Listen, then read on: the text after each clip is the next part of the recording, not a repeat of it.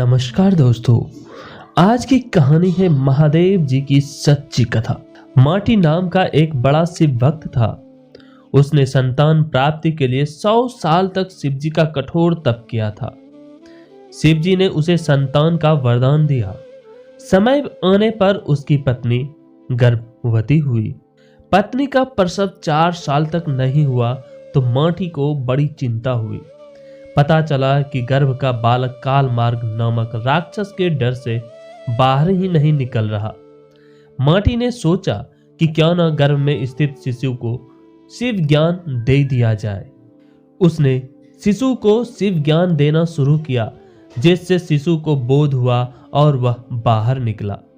माटी ने काल मार्ग से डरने के कारण अपने पुत्र का नाम रखा काल भीति। काल भीति जन्म से ही परम शिव भक्त थे। बड़ा होते ही काल भीति घोर तपस्या में लगे। बेल के पेड़ के नीचे पैर के अंगूठे पर खड़े हो गए। वह 100 वर्षों तक एक बूंद भी पानी पिए बिना मंत्रों का जप करते रहे। 100 वर्ष पूरे होने पर एक दिन एक आदमी जल से भरा हुआ घड़ा लेकर आया। काल भीति को नमस्कार कर उसने कहा कि जल ग्रहण कीजिए। काल भीति बोले, आप किस वर्ण के हैं? आपका आचार व्यवहार कैसा है? यह सब जाने बिना मैं जल नहीं पी सकता। पानी लाने वाले आगंतुक बोला, मैं जब अपने माता पिता को ही नहीं जानता तो अपने वर्ण का क्या कहूँ? आचार विचार और धर्मों से मेरा कोई वास्ता ही नहीं रहा है। काल भीति ने कहा, मेरे गुरु के अनुसार जिसके कुल का ज्ञान ना हो उसका अन्न जल ग्रहण करने वाला तत्काल कष्ट में पड़ता है। मैं पानी नहीं पीऊंगा श्रीमान। आगंतुक बोला, तुम्हारी बात पर हंसी आती है। जब सब में भगवान शंकर ही निवास करते हैं तो किसी को बुरा नहीं कहना चाहिए, क्योंकि इससे भगवान शंकर की ही निंदा होती है। यह जल अपवित्र कैसे हुआ? घड़ा मिट्टी का बना है और आग में पका है, फिर जल से भर दिया गया। मेरे छूने से अशुद्धि आ गई, तो अगर मैं अशुद्ध होकर इसी धरती पर हूँ तो आप यहाँ क्यों रहते हैं? आकाश में क्यों नहीं रहते?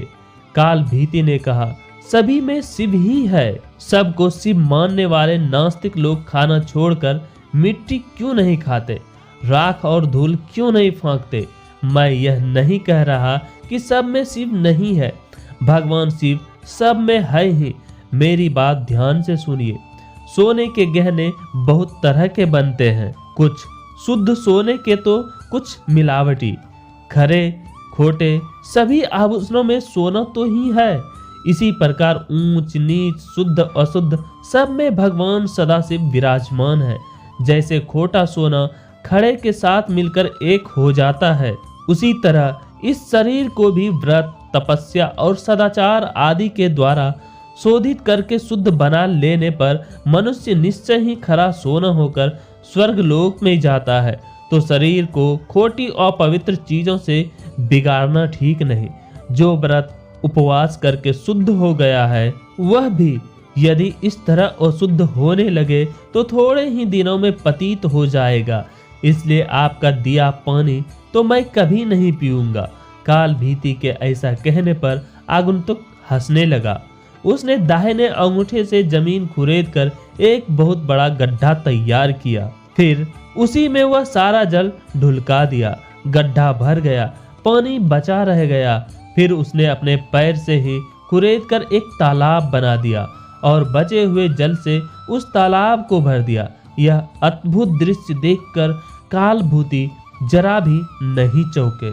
आगंतुक बोला, ब्राह्मण देव, आप तो मूर्ख हैं, परंतु बातें पंडितों से करते हैं। लगता है आपने विद्वानों की बात नहीं सुनी। कुआं दूसरे का, घड़ा दूसरे का और रस्सी दूसरे की है। एक पानी पिलाता है और एक पीता है। सब सामान फल के भागी होते हैं। ऐसा ही मेरा भी जल है। तुम धर्म के ज्ञाता हो, फिर क्यों इसे नहीं पियोगे? काल भीति ने विचार किया, यदि एक कार्य में अनेक सहायक हो तो काम करने वाले को मिलने वाला फल बांटकर समान हो जाता है। बात तो ठीक है। काल भीति ने उस मनुष्य से कहा, आपका यह कहना ठीक है। कुएं और तालाब का पानी पीने में दोष नहीं है। फिर भी आपने तो अपने घड़े के जल से ही इस गड्ढे को भरा है। यह बात सामने देखकर मैं हरगिज इसे नहीं पीऊंगा। काल भीति के हट पर वह पुरुष हंसता हुआ अंतर्ध्यान हो गया। अब काल भीति को अचरज हुआ, सोचने लगे कि ये क्या किस्सा है। इतने में ही उस बेल के पेड़ के नीचे धरती फाड़कर सुंदर चमचमाता शिवलिंग प्रकट हो गया। तब काल भीति ने कहा, जो पाप के काल हैं, जिनके कंठ में काला चिन्ह सुशोभित होता है तथा जो संसार के काल स्वरूप हैं, उन भगवान महाकाल की मैं शरण लेता हूँ। आप हमें शरण दीजिए, आपको बारंबार नमस्कार है। काल भीति की स्तुति पर महादेव उस लिंग से प्रकट हुए और कहा, ब्राह्मण, तुमने इस महातीर्थ में रहकर मेरी जो आराधना की है उससे मैं संतुष्ट हूँ। आप काल मार्ग से तुम निर्भय रहो। मैं ही मनुष्य रूप में प्रकट हुआ था। मैंने यह गड्ढा और तालाब सब तीर्थों के जल से भरा है। यह परम पवित्र जल तुम्हारे लिए ही लाया था। तुम मुझसे कोई मनोवांछित वर मांगो। काल भीति ने कहा, प्रभु, यदि आप मुझ पर प्रसन्न हैं तो सदा यहाँ निवास करें। इस शिवलिंग पर जो भी दान पूजन किया जाए वह अक्षय हो। आपने काल से मुझे मुक्ति दिलाई है, इसलिए यह शिवलिंग महाकाल के नाम से प्रसिद्ध हो। भगवान बोले, जो चतुर्दशी, अष्टमी, सोमवार तथा पर्व के दिन इस सरोवर में स्नान करके इस शिवलिंग की पूजा करेगा वह शिव को ही प्राप्त होगा। यहाँ किया हुआ जप, तप और रुद्र जप सब अक्षय होगा।